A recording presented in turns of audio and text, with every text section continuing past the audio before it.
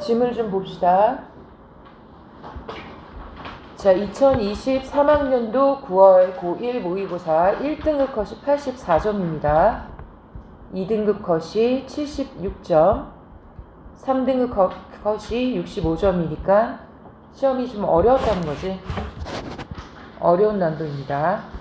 자, 그러면 11번부터 12번까지 지문을 좀 보도록 합시다. 한글 맞춤법 부분인데 이 부분은 거의 중1학기보다는 2학기 때 시험 범위로 많이 들어가는 부분이고 가끔씩 1학기 때 들어가기도 하긴 하지만 대부분은 2학기 시험 범위로 들어갑니다. 그래서 9월 모의고사에 들어있는 거야. 자, 지문 좀 봅시다. 말을 글자로 적을 때 사람마다 다르게 적는다면 그 뜻을 제대로 파악하지 못할 수도 있다. 이런 혼란을 피하고 효율적으로 의사소통을 하기 위해 제정한 것이 한글 맞춤법이다. 한글 맞춤법 총칙 제1항은 한글 맞춤법은 표준어를 적되 소리대로 적되 이게 기준입니다. 소리대로 적는 게 원칙입니다.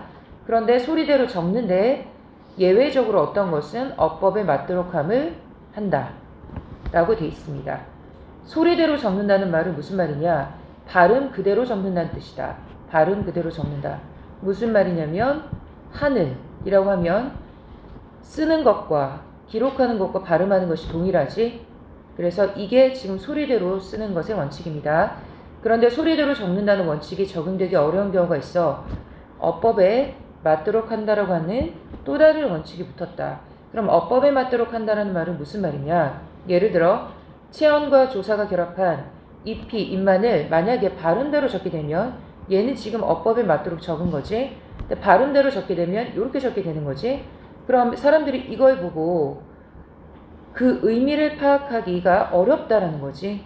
원래 형태가 입이라는 본래 형태를 떠올려 하는 어려움이 생긴다. 따라서 형태를 if로 고정하여 적을 필요가 있는 것이다. 라고 하면서 여기까지가 지금 한글 맞춤법 원칙에 대해서 설명을 한 겁니다. 표준어로 소리대로 적는 것과 어법에 맞도록 함이 어떤 의미인지에 대해서 여기까지 설명을 하고 있습니다. 그리고 먹는처럼 용언의 어감과 어미도 구별하여 적는다. 이건 무슨 말이냐면 먹는이라고 하는 말은 원래 기본형이 먹다지, 그치? 먹다, 먹고, 먹어, 먹는 이렇게 활용이 되는 거지. 그래서 고정되는 부분, 이 부분이 어간입니다. 그리고 변화가 일어나는 뒤에 있는 부분이 어미입니다. 얘를 만약에 이어서 적는다면, 예를 들어서 얘를 이어서 적는다면 먹어가 되지. 그러면 어간과 어미가 제대로 분리가 되지 않지. 여기는 어간이 뒤로 가버렸으니까. 그래서 분리대로 적기 위해서 원칙대로 그냥 이렇게 형태대로 적겠다는 겁니다. 형태에서의 본 모양을 밝혀 적는 것을 말한다. 그런데 어근과 전미사, 용언과 용언이 결합하여 하나의 단어를 쓰일 때는 형태에서의 본 모양을 밝혀 적기도 하고 소리대로 적기도 한다. 라고 해서 밑에 그 예가 나와 있지. 그는 웃음을 지으며 마감 시간을 확인했다. 라고 하면 얘를 만약에 소리대로 적게 되면 어떻게 돼? 웃음이라고 되겠지? 근데 얘는 웃음이라고 했으니까 얘는 형태에서의 본 모양을 밝혀 적은 거지. 마감 같은 경우는 읽는 거랑 발음하는 것이 동일하니까 소리대로 적는 것에 해당하게 되겠지. 그 다음 방에 들어간 같은 경우에도 만약에 소리대로 적게 되면 들어간이 되겠지.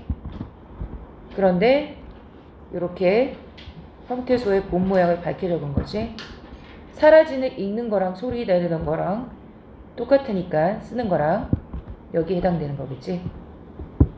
기억에서 웃음은 전미사, 음이 비교적 여러 어근에 결합하고 결합한 후에도 어근의 본래 뜻이 유지되므로 형태소의 본 모양을 밝혀 적었다. 이와 달리 마감 같은 경우에는 원래 형태가 어떠냐면 막다에서 왔고 막다 플러스 전미사 암이 결합한 겁니다. 전미사 암. 근데 암이라고 하는 것은 일반적인 형태에 결합하는 것이 아니라 아주 일부 어근에만 결합합니다. 일부 어근. 그렇기 때문에 소리대로 적었다. 그 다음에 니은 같은 경우에는 들어가는 앞말인 들어에 들다의 뜻이 유지되고 있기 때문에 들다라는 말과 들어간다는 말의 의미 차이가 없습니다. 그래서 형태소의 본 모양을 밝혀 적었지만 사라진이라고 하는 말은 앞말이 본 뜻에서 멀어져 그 의미가 유지되지 않아 소리대로 적게 되었다 라고 하면서 한글 맞춤법의 원칙에 대해서 설명하고 있습니다. 자, A 부분. 한편 의미를 정확하게 전달하기 위해서는 띄어쓰기를 바르게 하는 것도 중요하다라고 해서 예를 들어 지는 어미 멈한지 멈할지의 일부일 때는 띄어쓰지 않지만 시간의 경과를 나타내는 경우에는 앞말과 띄어쓴다라고 돼 있지. 그리고 시간의 경과를 나타낼 때는 예를 들어서 어떤 게 있냐면 집을 떠나온 지 이렇게 시간의 경과 이럴 때는 앞말과 띄어쓴다. 또한 어떤 일을 시험삼아 시도함을 나타내거나 어떤 행동이나 상태를 강조할 때는 내가 한번 해볼게 라고 할 때 그럴 때는 붙여 쓰지만 한 번, 두 번 이런 식으로 횟수를 나타낼 때는 띄어쓴다. 자, 그럼 11번에 적절하지 않은 것을 고르시오라고 되어 있는데 11번의 답은 5번입니다. 어근의 전미사 음이 결합한 후에 어근이 본래 뜻을 유지하지 않아서라고 되어 있는데 이를 보면 원래 믿음이라고 하는 것은 어디에서 왔냐면 믿다에서 왔지. 믿다 플러스 음이지. 그럼 원래 믿다의 뜻과 여기 믿음의 뜻이 일치하지. 그치? 본래 뜻이 유지되지 않는 것이 아니라 유지되고 있는 거지. 그래서 답이 5번이 틀렸습니다. 자, 그 다음 12번 띄어쓰기가 적절하지 않은 것을 고르시오라고 되어 있는데 답은 3번입니다. 무엇을 해야 할지는 붙였어야 되는 거지. 앞에서 지가 어떨 때는 붙여 쓴다라고 했습니까? 어미 뭐뭐 한지 뭐뭐 할지 일부일 때는 띄어쓰지 않는다라고 얘기하고 있지. 그래서 틀린 것은 답이 3번입니다. 자, 그 다음에 13번으로 갑니다.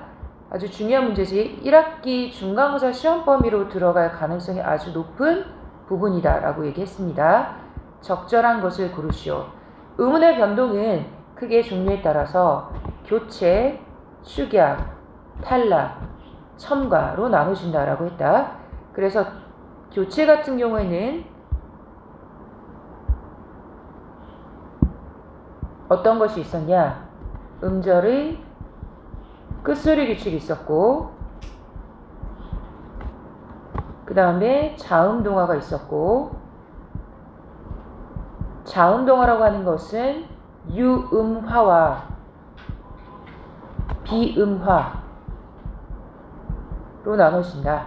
그리고 국의 음화가 있었고 디귿이 이랑 만나서 지읒으로 바뀌는 거.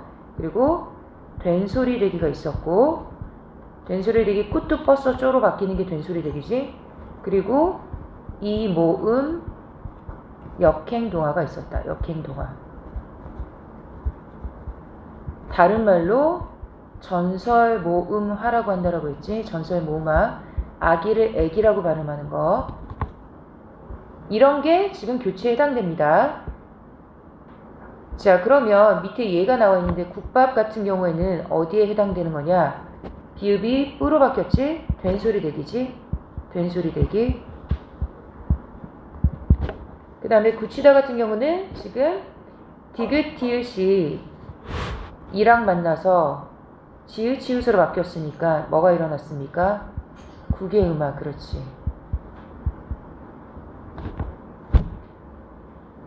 그 다음에 또 뭐가 일어났지? 하나 더 일어난 거. 축약. 그렇지. 급행열차 같은 경우에는 얘가 얘랑 만나서 프로 바뀌었으니까 축약. 그렇지. 그리고 열차가 아니라 열차라고 했지. 뭐야? 니은 첨가. 그렇지. 자, 이렇게 써놓고 시작해야 됩니다. 그러면 위 자료를 국밥이랑 굳히다, 급행열차로 나눈다면 기준이 어떻게 될 것이냐 라는 건데 우선 답을 고른다면 이렇게 나눠지는 거니까 얘만 축약이 있지. 답은 1번입니다. 음운 변동이 2가지 이상 일어났는지 여기서 2가지 이상 일어났는데 얘는 지금 하나밖에 일어나지 않았지. 교체만 일어났지. 그리고 의문 변동의 결과 의문의 개수가 줄었는지를 얘기하고 있는지 의문의 개수 한번 세봅시다. 몇 개인지. 자, 처음에 나오는 국밥 의문의 개수 몇 개입니까? 하나, 둘, 셋, 넷, 다섯, 6개지? 6개. 자, 국밥 몇 개입니까? 하나, 둘, 셋, 넷, 다섯, 6개입니다. 동일합니다. 그 다음에 구치가 몇 개입니까? 하나, 둘, 셋, 넷, 다섯, 6, 7개. 그 다음에 9개월만 일어난 거 하나, 둘, 셋, 넷, 다섯, 6개. 개수 줄었고 급행열차 세봅시다. 하나, 둘, 셋, 넷, 다섯, 6, 7, 8, 9, 10개입니다. 처음에 나온 이응은 의문으로 세지 않습니다. 개수 하나, 둘, 셋, 넷, 다섯, 6, 7, 8, 9, 10개입니다. 그러니까 이 기준으로 나눌 수가 없지. 얘는 변동이 없고 얘는 변동 없고 얘만 변동이 있으니까 기준을 나누라고 했으니까 답이 1번이 됩니다. 자, 그 다음에 14번 파트입니다. 자, 여기는 지금 시제 파트 있는데 문법 요소에서 아직 우리가 진도가 나가지 않았지? 중학교 때 배웠던 지식 가지고 풀어야 되는데 적절하지 않은 것을 고르라고 했습니다. 창밖에는 눈이 내린다라고 했으니까 얘는 현재 시제입니다. 그러니까 내가 현재 말하고 있는 발화와 사건 시가 일치합니다. 내가 지금 말하고 있는 동안 사건이 일어났으니까 곧 강연을 시작하겠습니다 라고 했는데 아직 일어나지 않았으니까 얘는 무슨 시제다? 미래 시제다. 그래서 내가 지금 말하는 것보다 사건이 이후에 일어나는 거야. 나중에 일어나는 겁니다. 이것은 그가 내일 입을 옷이다. 미래 시제입니다. 내가 말하는 것보다 사건이 이후에 일어납니다. 내가 만든 빵을 형이 맛있게 먹더라 라고 했지. 이건 과거입니다. 그러니까 이건 뭐가 먼저 일어났습니까? 사건이 먼저 일어난 거지. 사건이 발화보다 더 앞선다. 자, 그러면 적절하지 않은 것을 고르시오라고 되어 있는데 답은 몇 번이다? 2번입니다. 사건 시가 발화 시보다 앞선다라고 되어 있는데 사건 시가 발화 시보다 앞서면 이건 과거 시제가 돼. 과거 시제. 사건이 먼저 일어난 거니까. 사건보다 발화 시가 앞서면 안 되고 이후에 일어나야 되는 거지. 그래서 답이 2번이고 우선 기억에서 현재 시제니까 일치한다 맞지? 니은 디귿 모두 부사어를 활용한 시간 표현이 나타난다라고 했는데 니은에서 부사어 뭐가 일어났어? 뭐 있어? 곧. 그렇지. 그 다음에 디귿에서는 뭐가 있어? 내일. 그렇지. 그래서 모두 부사어를 활용한 시간 표현이 나타났고 자, 그 다음에 디귿과 리을 모두 관형사형 어미를 활용한 시간 표현이 나타났다라고 했는데 디귿에서 관형사형 표현 어미 뭐 있어? 을. 그 다음에 리을에서는 어디 있습니까? 든. 그렇지. 니은 여기 있습니다. 그 다음에 기억, 니은, 리을 모두 선어말 어미를 활용한 시간 표현이 나타난다라고 하는데 선어말이라고 하는 건 선은 먼저란 뜻이야. 어말 어미 앞에 있는 걸 얘기하는 겁니다. 자, 그러면 기억에서 선어말 어미 뭐가 있습니까? 그렇지. 그 다음에 니은에서는 뭐가 있습니까? get. 그리고 리을에서는 어디 있습니까? 그렇지. 이렇게 선어말어미라는 말은 어말어미 앞에 있다라는 겁니다. 자, 그 다음 가서 15번에 적절하지 않은 것을 고르시오라고 되어 있지. 적절하지 않은 거.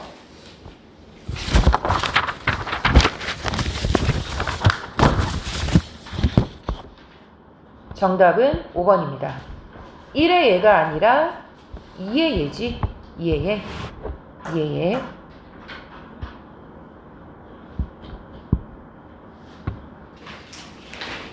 가작품 보면 제목을 우선 먼저 봅니다. 이렇게 문학에서 제목이나 작가를 먼저 보는데 16영이라고 돼 있지.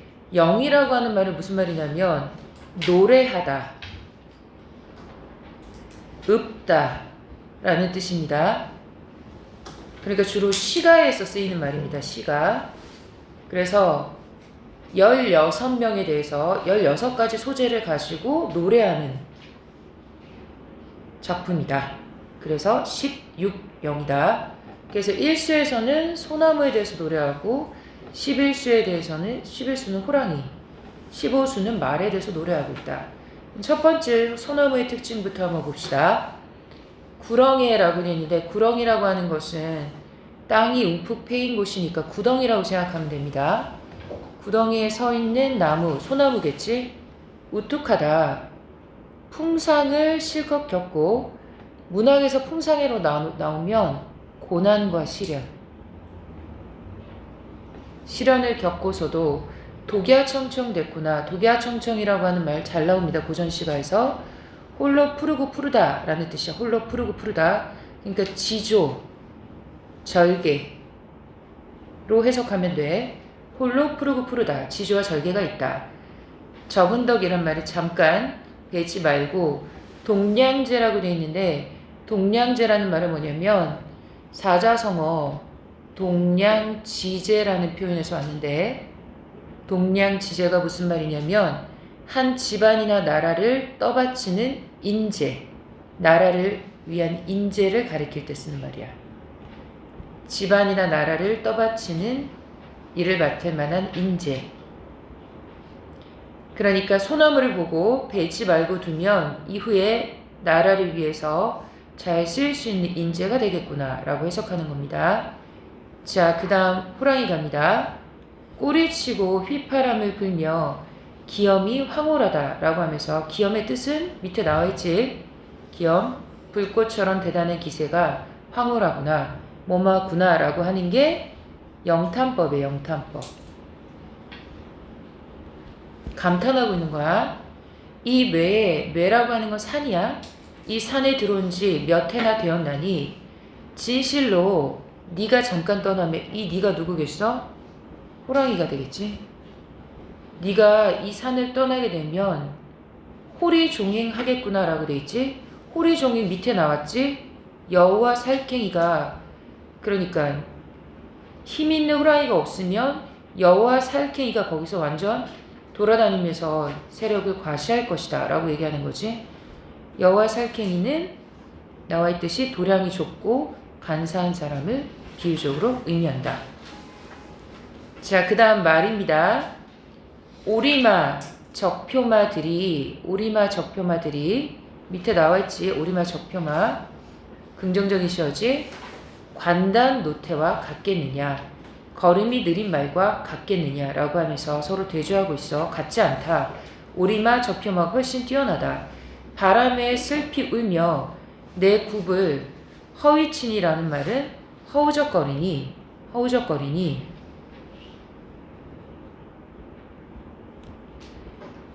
아무리 천리지가 있든들, 천리를 달리고자 하는 뜻이 있든들 알 사람이 없어 서러워한다. 그러니까 자신의 능력을 알아주는 사람이 없다는 뜻이야. 능력을 알아주는 사람이 없다 라고 하면서 화자는 자기의 처지를 이런 소재들에다가 감정을 이입해서 표현하고 있습니다. 자, 그 다음에 두 번째 작품입니다. 조인의 출세곡인데 얘가 원래 고3 모의고사에서 잘 나왔는데 고1에서도 요즘 들어서 잘 나오고 있습니다. 자, 그러면 첫 번째 줄부터 한번 봅시다. 북방 20여 주에 경성이 문호인데 라고 되어 있는데 북방 20여 주라고 하는 것은 여기서 지금 화자가 다스리는 관할 지역이겠지. 경성이라고 하는 곳이 화자가 지금 부임하는 부임지입니다. 부임지. 문호라고 하는 말은 무슨 말이냐면 외부와 교류하기 위한 통로, 수단으로 해석하면 됩니다. 고전시가에서 나오는 단어들은 다른 작품에서도 반복적으로 나오기 때문에 나올 때마다 외워주면 해석하기가 편해. 군사, 백성 다스리기를 나에게 맡기시니 임금이 나에게 맡겼겠지. 만극한 임금의 은혜를 갚을 길이 어렵구나. 서생의 일은 이라고 되어 있는데 선비의 일은 글쓰기인가 라고 생각을 했었는데 늙은이의 변방 부임을 진실로 뜻밖이로구나 라고 하면서 본인이 변방으로 부임됐다 라고 하면서 자기의 상황에 대해서 이야기하고 있지, 그치? 임금께 절하고 칼을 짚고 돌아서니, 칼을 짚었다라고 하는 것은 문관이 아니라 무관, 무예와 무술과 관련되는 관직이지. 만리박 국경에 내 한 몸을 다 잊었다. 나를 잊고서 나라와 민족을 위해서 일하겠다라는 거지. 흥인문이라고 하는 것은 동대문입니다. 동대문. 흥인문 내다라. 녹양평이라고 하는 것은 지금은 따지면 의정부. 말 갈아타고 가서 말을 갈아타고 은하수 옛길을 다시 지나간단 말이냐 라고 하면서, 은하수 옛길이라는 말은 그냥 밤길을 걸었다는 뜻이야. 밤길을 걸었다. 회양 옛사실, 이 말이 관동별곡에서도 나오는데 회양 옛사실이라는 말은 무슨 말이냐. 자, 회양 지방에 아주 중국에서, 회양에서 중국에 있는 회양이란 곳이 있는데 거기서 아주 정치를 잘했던 사람 중에서 급장류란 사람이 있어. 그래서 관동별곡에서 이 표현이 나옵니다. 급장류의 풍채를 다시볼 것이 아니냐. 회양 옛사실을 소문으로만 들었었는데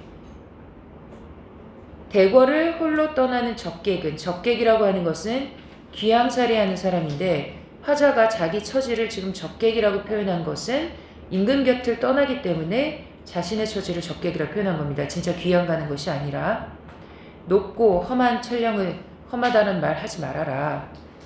높고 험한 천령보다 세상살이가 더 힘들다라고 하면서 서로 지금 대조하고 있는 거지. 세상살이보다, 높고 험한 천령보다 세상살이가 더 힘들다라고 비교하고 있습니다. 서로 비교. 눈물을 거들어 두고 걸음 돌아서니 서울이 어디냐, 대궐이 가렸다 라고 하면서 본인이 지금 가고 있는 진영에 대해서 계속 이야기하고 있는 겁니다. 안변 북쪽은 저쯤 오랑캐 땅인데 오랑캐를 정벌하려 천리 밖에 몰아내니 윤관 김종서가 오랑캐를 천리 밖으로 몰아냈으니까 큰 곡적 초목이 다 알 것이다. 용흥강 건너와 정평부를 잠깐 지나서, 계속 본인이 지금 어디로 가는지에 대해서 여정을 이야기하고 있습니다. 가는 여정. 만세교 앞에다 두고 낭민루에 올라서 옥절 산하 하나하나 돌아보니, 옥절이라고 하는 곳은 예전에 있었던 고대 국가 옥저지. 천년의 풍패의 상서로운 기운이 어제인 것 같구나 라고 하면서, 지금 천년의 풍패라고 하는 것은 밑에 설명이 나와 있겠지만 천년 전에 있던 한나라를 건국한 유방을 의미하는 겁니다. 상서로운 기운이 어제인 것 같구나. 함관령 저문 날에 말은 어찌 병들었느냐. 모래바람 자욱한데 갈 길이 멀었구나 라고 하면서 본인의 여정이 지금 굉장히 험난하다라는 것을 이야기하고 있지. 홍원 옛 그늘의 그 고을의 천관도를 바라보고, 이거 다 진영이야. 대문역 넘어서 청해진에 들어니, 청해지란 곳은 어떤 곳이냐. 함경도 유해지요 남북의 요충지다 라고 하면서 굉장히 청해진이라는 곳은 중요한 길목이다 라고 이야기하는 겁니다.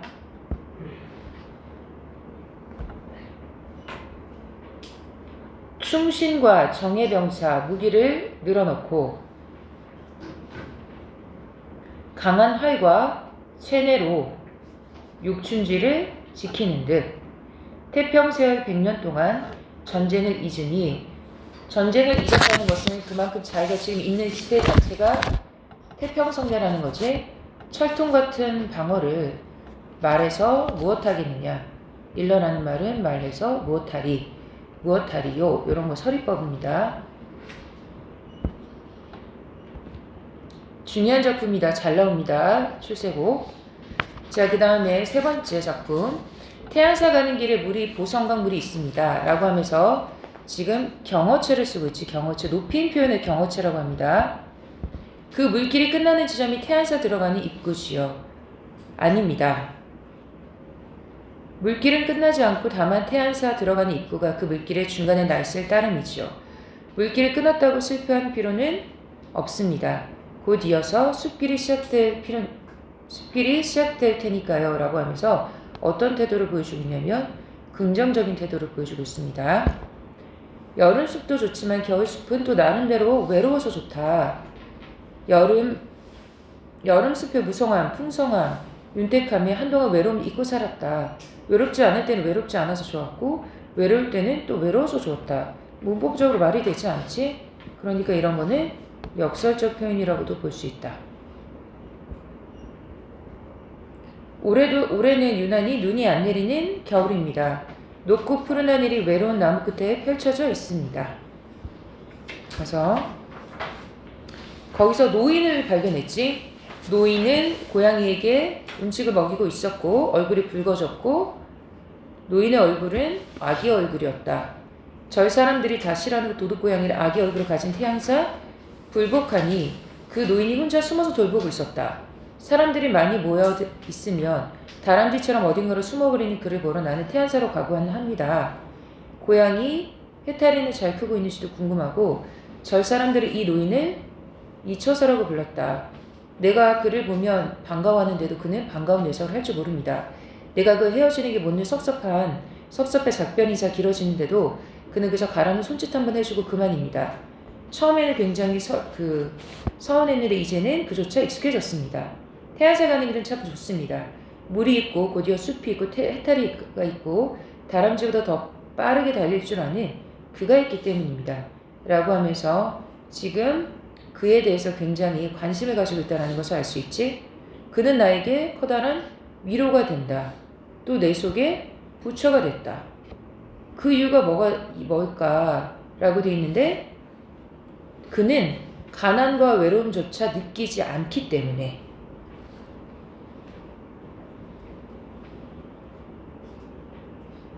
그래서 그를 통해서 나는 내가 노인에게 위로를 받는 것처럼 나도 다른 사람에게 위로를 주는 존재가 되고 싶다라고 이야기하고 있는 거야. 자, 그럼 16번에 적절한 것을 고르시오라고 되어 있는데 16번의 답은 1번입니다. 영탄적 표현. 자, 영탄적 표현이 어디 나오는지 한번 찾아봅시다. 가에서는 여기 뭐뭐 하구나 서러워라 이런 거다. 영탄적 표현입니다. 자, 그 다음에 나에서는 어렵구나 병들었는가 이런 거 다 영탄적 표현입니다. 그래서 답이 1번입니다.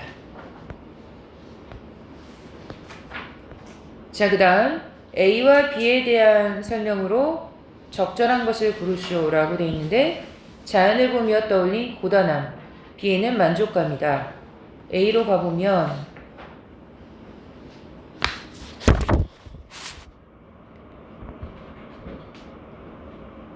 여기 고단하다 라는 것을 알 수 있지. 그리고 B를 보면 만족감이라는 것을 찾아볼 수 있다. 자, 그러면 18번에 적절하지 않은 것을 고르시오 라고 되어 있는데 18번의 답은 2번입니다. 배지 않으면 동량제가 될 수 있다라고 한 것은 인재가 되기 위해 실현을 겪어야 된다는 게 아니라 인재가 되기 전에 자르는 현실에 대해서 비판하는 거지. 이게 틀렸어. 인재가 되기 전에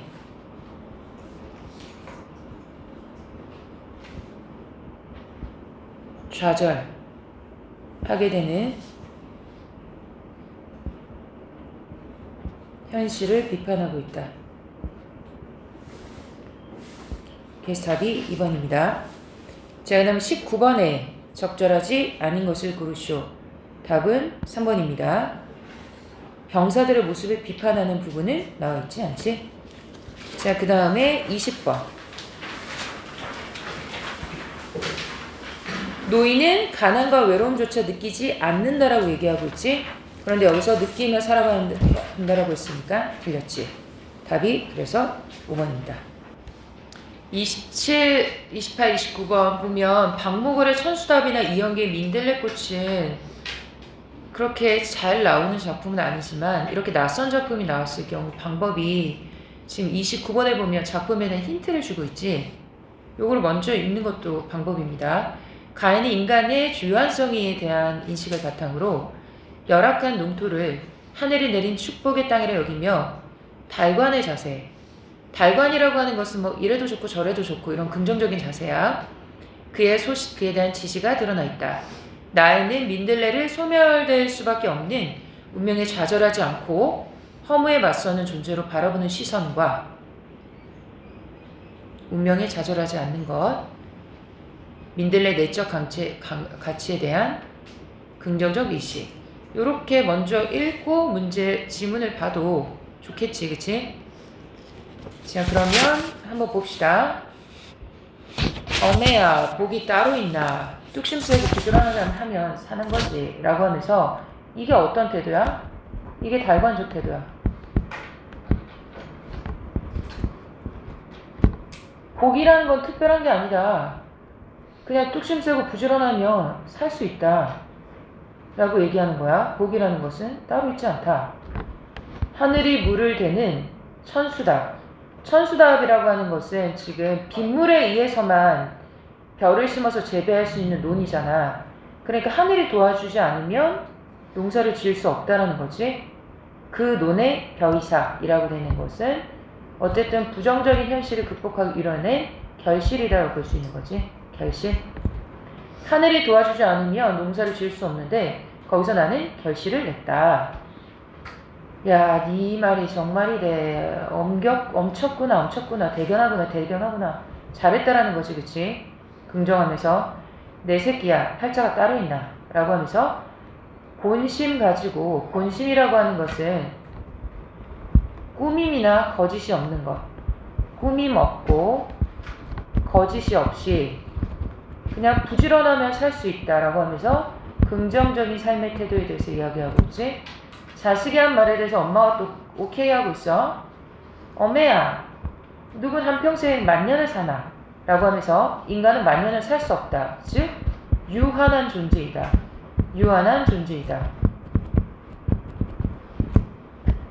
허둥거리지 않고 제 길로 가면 그만이지. 그냥 앞에서 얘기했던 뚝심을 가지고 극복해가면 된다 라고 얘기하고 있는 거지. 그리고 또 엄마가 얘기해. 오냐 내 새끼야, 이 말이 엄쳤구나. 잘 살고 못 살고가 어딨노. 제 길만 가면 그만이지 라고 하면서 또 달관의 삶의 자세를 얘기하는 거지. 수렁거리는 감잎 사이로, 수선스럽게 짓거리는 감잎 사이로 별떨기라고 하는 것은 별무더기야. 별무더기가 빛나는 밤하늘, 그 하늘의 깊이라고 이야기하고 있지. 자, 그래서 얘는 주제를 굳이 얘기한다라고 하면 삶에 대한 긍정적인 인식.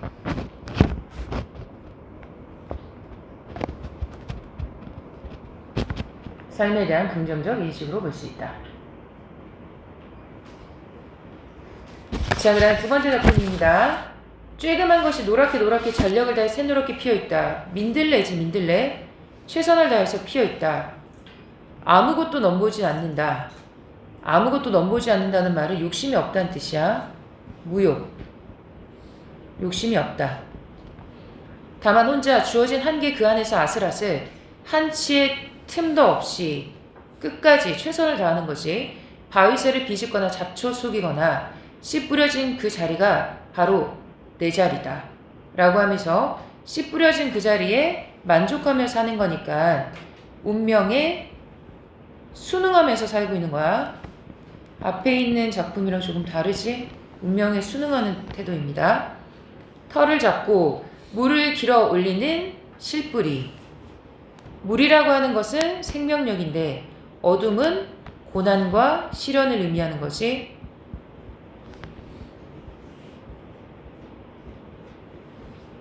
그리고 그것들이 한데 어울려서, 그것들은 민들레지, 한데 어울려서 협력해서 열심히 한 데세.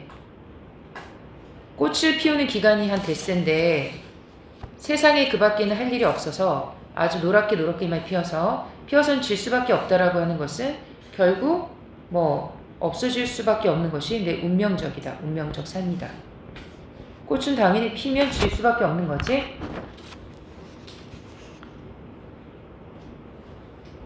찔끔한 것이지만 그 크기는 어떤 자로도 잴 수 없다라고 하면서 아까 지문의 그 보기에서 얘기했듯이 이게 바로 민들레의 내적 가치에 대한 긍정적인 인식이야. 긍정적 인식. 아, 민들레. 그래봤자 열심히 아무리 꽃을 피워봤자 혼자 가는 자의 헛된 꿈. 영원히 꽃을 피울 수는 없으니까. 하지만 헛되어도 좋은 꿈 아니냐. 한 데세를 짐짓 영원이냐 하고 피어있는 기간이 이거밖에 안 되니까. 보라, 저기 민들레는 피어있다. 라고 하면서 주어진 운명 속에서도 최선을 다하는 민들레 삶에 대해서 노래하고 있는 작품이다. 자, 가와 나의 공통점으로 적절한 것을 고르시오라고 되어 있는데 답은 1번이지. 동일한 시어를 반복하고 있다라고 되어 있는데 가에서는 어디에서 반복하고 있냐? 어메야. 반복하고 있지? 여기 엄쳤구나도 있고 어메야. 엄쳤구나. 계속 반복하고 있지? 그 다음에 나에서는 어디가 반복되고 있냐? 노랗게 나왔지? 그럼 이런 거 빨리빨리 풀어줘야 됩니다. 시간 줄이기 위해서. 28번에 적절하지 않은 것을 고르시오라고 되어 있는데 28번의 답은 5번이지. 자신이 할 일을 찾기 위해서 질 수밖에 없는, 이게 틀렸습니다. 진다라는 것은 운명이지, 그치? 그 다음에 29번에 적절하지 않은 것을 고르시오. 답은 5번입니다. 민들레를 소멸할 수밖에 없는 운명에 맞서는 존재라고 되어 있는데 얘는 운명에 맞서지 않는다라고 얘기를 했습니다. 운명에 순응한다라고 했으니까 답이 5번이 틀렸다. 39번부터 42번. 자, 여기 고전소설 난도가 좀 높지? 내용이 어렵지? 그럼 이렇게 나올 경우 내가 힌트를 어디에서 보라고 했어? 42번 같은 걸 먼저 보라고 했지? 자, 보기를 봅시다. 정강록은 여성 영웅 소설로 주인공 정소전은 백성들에게 인정을 베풀어야 한다는 신념을 지니고 유교 이념을 구현하기 위해 신하로서의 도리를 다하는 인물로 그려진다. 얘가 주인공이다. 태자비가 된 정소전은 국가 위기를 초래하는 반역 세력을 숙청함으로써 나쁜 놈들이겠지. 현 체계를 유지하고 국가 질서를 수호하려고 한다. 이처럼 이 작품은 여성을 영웅적 인물로 설정하여 국가적 위기를 해결하는 주체적인 인물로 그려내고 있다. 자, 그럼 밑에 약간 좀 봐봐. 1번에 보면 태자비가 양경과 원희정의 목숨을 보존해 주는 것에서 그럼 얘네가 지금 반역 세력이라는 거 알 수 있지. 양경과 원희정. 그럼 이걸 아는 상황에서 이제 올라가서 문제를 보면 지문 이해가 더 좋겠지? 자, 나쁜 놈이라고 했지, 분명. 이렇게 세모해놔.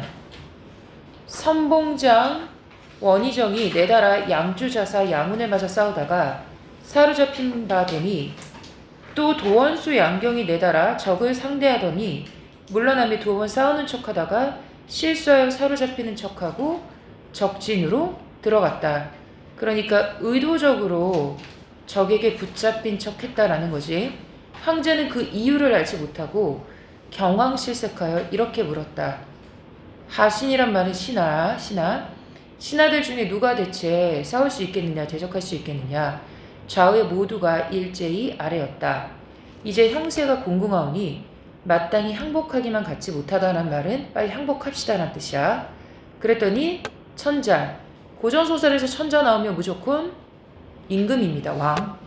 왕이 크게 분하여 대답하지 않고 좌우를 돌아보며 말하기를 누가 능히 흉적을 소멸하고 짐의 분을 덜겠는가. 그러나 하신의 모든 무리가 거의 다 양경의 세력이 들었는지라. 그리고 대부분 신하가 임금이 아닌 지금 적의 편에 서 있다는 것을 알 수 있지. 누가 대적하겠는가. 이거 누가 하는 말이야? 서술자가 하는 말이지. 이런 부분을 서술자의 개입이다. 서술자의 개입이다. 급함이 경각에 달리게 되었다라고 되어 있는데 급함이 경각에 갈리게 되었다. 이거 사자성어로 뭐라고 합니까? 명제경각이라고 합니다. 사자성어로 나올 때마다 외워두세요. 명제경각. 급함이 경각에 달리게 되었다. 태자비가 이 실황댁에서 조정에서 모시러 오기를 기다리며 밤낮으로 국가 소식을 탐지했는데 하루는 피난하는 백성 길을 막고 울었다. 태자비가 소외를 시켜, 소외라고 하는 것은 몸종, 여종을 얘기해. 여종을 시켜 위로하며 백성에게 물으니 백성이 말하기를 양경의 동조, 그러니까 양경의 같은 일파인 황주, 익주, 서주, 강주, 성주, 형주, 도비 다 반역하여 조정을 침노했는데 임금께서 몸소 공격하시다가 도적에게 패하여 거의 죽게 되었으니 백성이 당하지 못하여 지금 피난하는 중입니다. 태자비가 듣고 하늘을 우러러 탄식하여 말하기를 전쟁터에는 나를 일으켜 세울 신하가 없고 양경과 같은 소인만 있다. 반역자만 있어. 백성을 다 없어지게 하고 임금을 해치니 어찌 통하지 않겠느냐. 황상이 이제 친행, 몸소 실행한다고 하시니 그 흉적의 세력을 어찌 당할 수 있겠느냐. 내 비록 여자이나 한번 소리쳐 역적을 깨뜨리고 백성을 건지며 임금을 구원하리라 라고 하면서 여기서 주체적인 여성의 모습이 드러나지.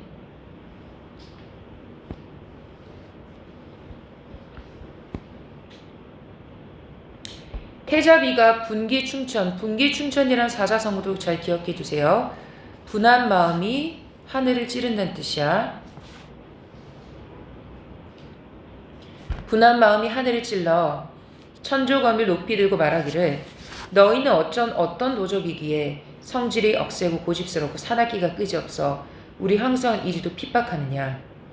나는 성제의 명을 받아 주씨 강산을 구하러 왔으니 나를 대적할 리가 있거든 모두 나와 승부를 겨루자 라고 하면서 여자가 지금 나와서 지금 적들과 싸우겠다라는 거지.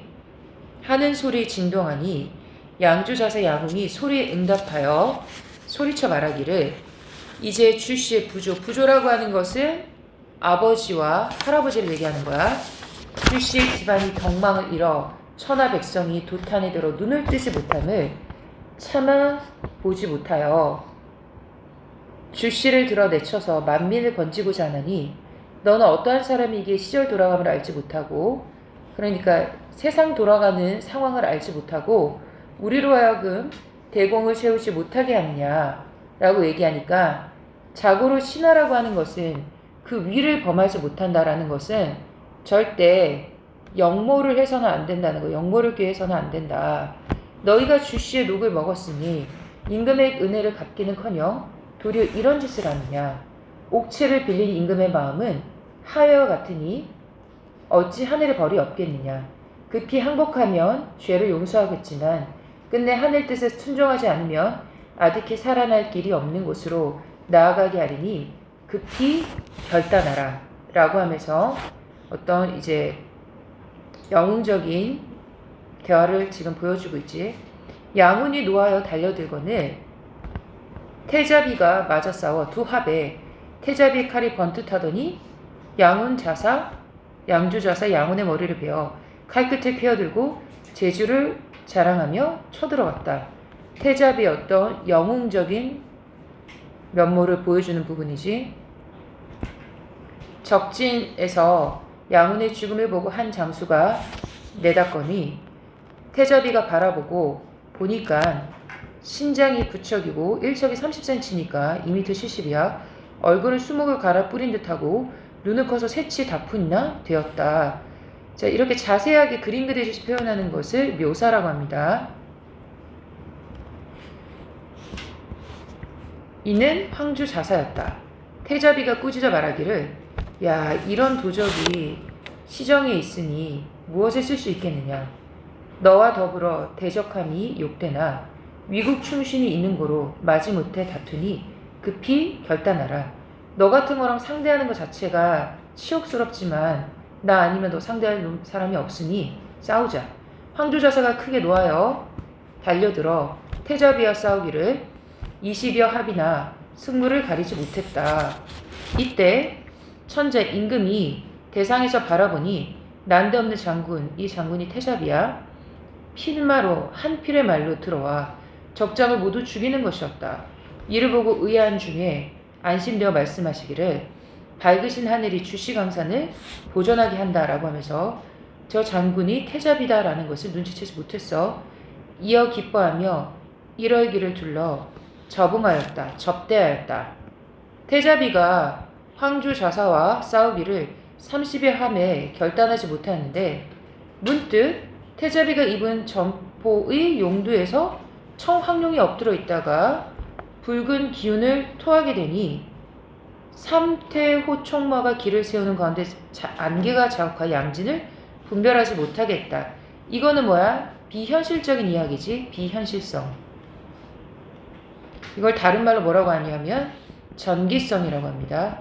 같은 말입니다. 같은 말. 다음 지문 가서 그런데 문득 태자비의 몸이 공중에 솟구치더니 칼을 들어 황주 자세의 목을 베어 말 아래로 내리치니 누가 감히 당하리요. 누가 하는 말이야? 서술자가 하는 말이지. 서술자의 개입. 시험에 이런 지문이 나오면 엄청 빠른 속도로 찾아줘야 됩니다.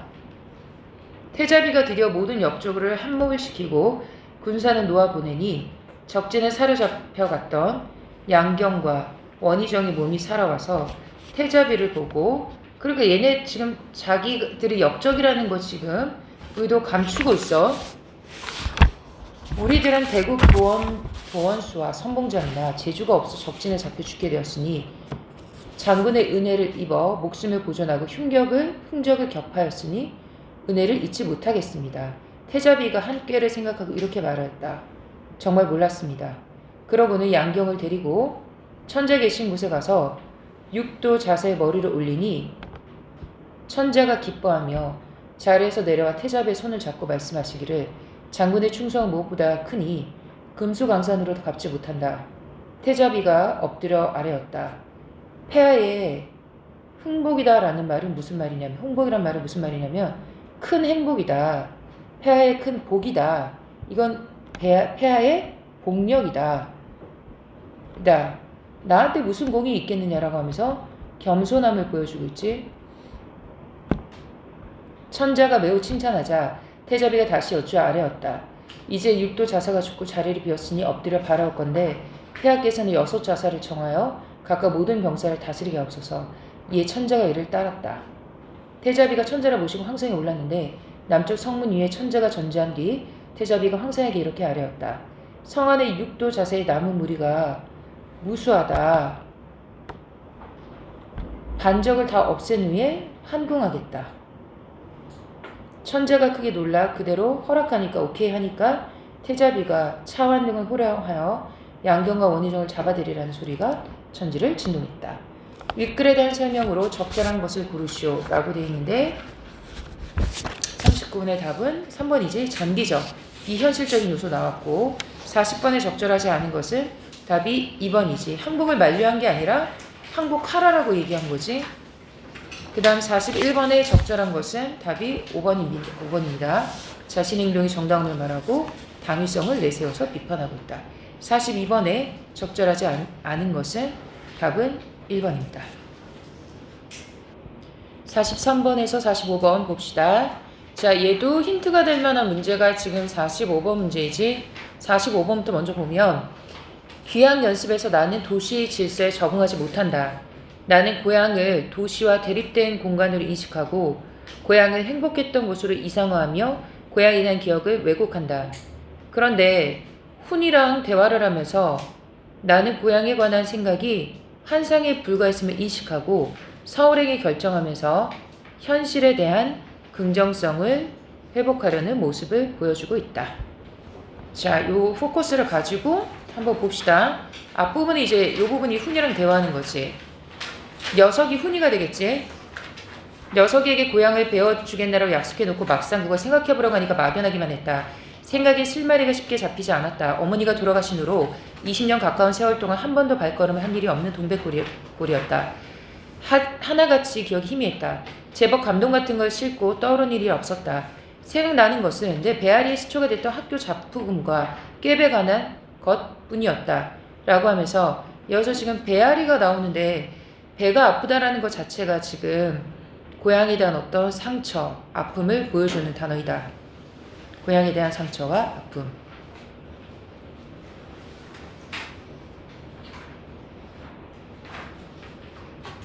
학교 잡부금과 꾀배에 관한 것이 뿐이었다. 꾀배라고 하는 것이 거짓으로, 거짓말로 아픈 척하는 거거든.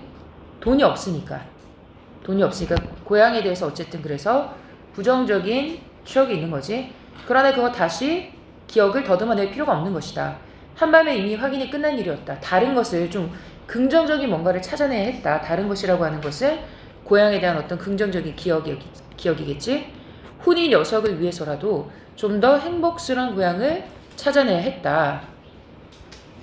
나는 바다를 내려다보며 그 바다와 상관하여 기억을 더듬기 시작했다.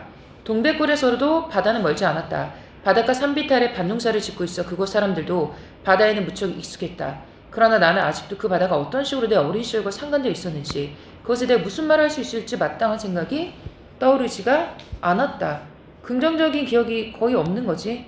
모든 게 뿌옇게 멀기만 했다. 아름아름 어떤 기억이 떠오를 듯 하다가도 화산 마을 앞 넓은 바다가 눈앞으로 다가오면 그것에 가려 기억 속의 것은 금세 희미하여 멀어져 버리곤 했다. 그래서 이거 자체는 화산 마을 앞 넓은 바다라고 하는 것은 고향 동백골 앞바다의 기억을 방해하는 요소라고 볼 수 있는 거지. 그러니까 여기에서 벗어나야지만 기억이 선명해질 수 있는 거니까 얘는 기억을 방해하는 요소다. 그럭저럭 하다가 나는 결국 방으로 들어가 몸을 기대고 누워버렸다. 하지만 누워서도 다시 생각을 계속했다. 다행히 눈앞에서 나를 간섭해오는 바다가 없으니 이제 생각이 훨씬 쉬웠다. 아까 이게 지금 기억을 방해하는 요소라고 했지, 그치? 그러니까 동백꽃 앞바다가 좀 더 선명하게 떠올랐다. 이윽고 한 가지 행복스러운 전경이 멀리서부터 천천히 뇌리 속으로 비쳐들어왔다. 그것은 참으로 행복스러운 추억이었다. 바다가 있었다. 여름의 바다는 유난히 넓고 푸르게 반짝거렸다. 바다에 발뿌리를 내려놓은 산줄기는 어디나 할 것 없이 울창한 녹음으로 푸르게 뒤덮여 있었다. 산비탈은 대부분 밭갈이가 되어 있고 고구마나 수수나 콩이나 모카 같은 것을 심은 여름 밭갈이 가운데는 5마직이 남짓한 우리 집 밭대기도 키어 있었다. 어머니는 여름 한철을 대기 그 5마직이 여름 밭갈이로 보냈다. 아침만 되면 어머니는 김매기를 나가면서 밭머리를 나를 데려놓았다. 밭머리에는 푸나물꾼들이 산을 오르내리며 쉬어가는 지게터가 있었다. 그리고 그곳엔 옛날부터 주인 없는 무덤이 하나 누워있었다. 나는 언제나 그 인적에 씻겨 윤이 돋을 만큼 반들거리는 무덤가의 잔디밭 지게터에서 어머니를 기다리며 지냈다. 나중에 마을 사람들이 이야기를 들어한 일이지만 나는 내 기억에 한참 전부터도 여름이면 늘 그 밭머리의 지게터에서 하루해를 지내곤 했다. 그리고 그 시기에 어머니가 나를 업어다 쇠고삐처럼 허리에 띠를 감아 메어놓곤 했단다.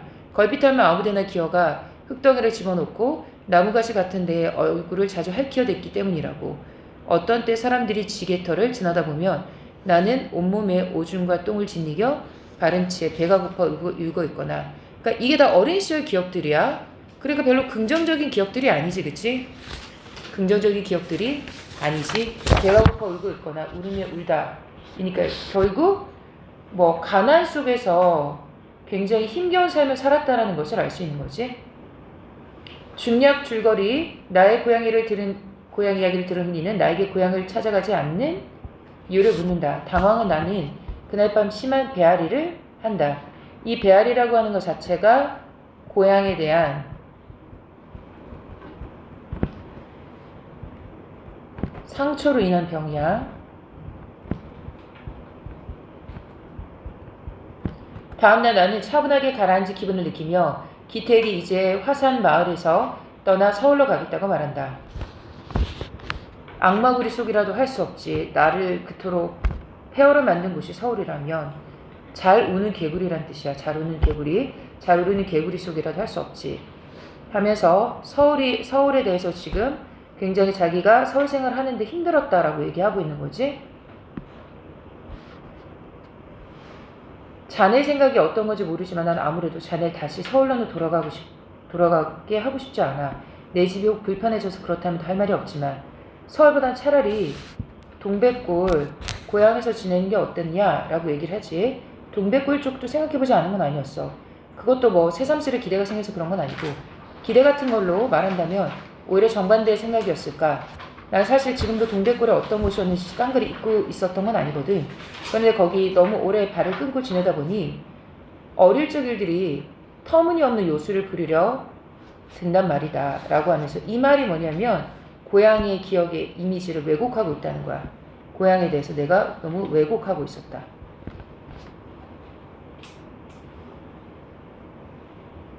그러니까 부정적인 기억을 긍정적인 추억으로 변형했다는 거지. 긍정적인 추억으로 변형했다. 내 눈으로 다시 가서 사실을 확인해두고 싶기도 했어.